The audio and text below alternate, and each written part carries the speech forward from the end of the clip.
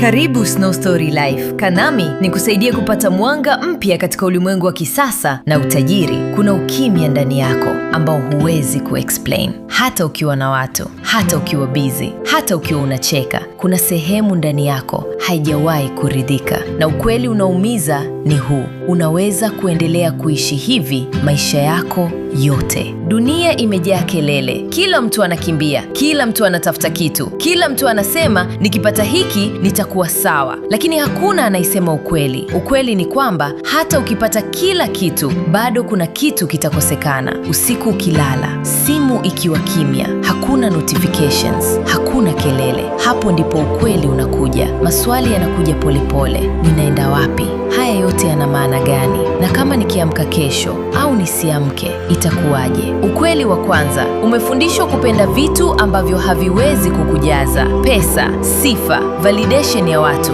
Lakini moyo wako haukutengenezwa kwa ajili ya hivyo. Ndio maana hata ukishinda, bado unahisi kama umepoteza. Swali: ni lini mara ya mwisho ulijisikia nimetosheka kweli? Sio kwa sekunde, bali kwa ndani kabisa. Ukweli wa pili: unaogopa kitu lakini hukikubali. Sio umasikini, sio kushindwa, ni kifo. Na sio tu kifo, ni kile kinachokuja baada yake. Ndio maana hulipendi kufikiria. Ndio maana unajaza muda wako na distractions. Swali: kwa nini unakwepa kufikiria mwisho wako kama unajua hautawepuka? Ukweli wa tatu: unaweza kuonekana uko sawa, lakini ndani umechoka. Unatabasamu mbele za watu, lakini ndani kuna uchovu. Unasema niko poa, lakini ndani kuna kitu kinapiga kelele. Na ukweli ni huu: hakuna kitu cha dunia kitakachonyamazisha hiyo sauti. Swali: unakimbia nini hasa? Au unakimbia ukweli gani?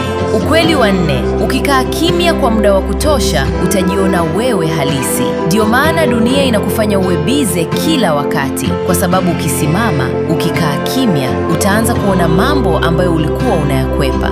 Swali: ni nini kitatokea kama leo ukikaa kimya, bila simu, bila kelele, dakika 30 tu? Ukweli wa tano: wewe si wa hapa tu. Ndani yako kuna kitu kinajua hii sio mwisho, hii sio nyumbani kabisa. Ndio maana hakuna kitu kinachokujaza kabisa, kwa sababu umeumbwa kwa zaidi ya dunia hii. Swali: kama maisha haya yana mwisho, je, wewe uko tayari kwa kinachofuata? Siku zinaenda na kila siku unakaribia mwisho, hata kama hutaki kufikiria. Lakini ukweli hauhitaji ukubali, utakuja tu. Sikiliza vizuri: tatizo si kwamba una muda mdogo, tatizo ni kwamba unaishi bila kujua unakoenda. Unaweza kupata kila kitu na bado upoteze maisha yako, kwa sababu maisha sio kile unachokusanya, ni kile unachokuwa. Kama umehisi hii imekugusa, usipuuze. Hii si video ya kawaida, ni ujumbe. Subscribe Snow Story Life, share na mtu ambaye unajua ndani yake pia kuna ukimya huu.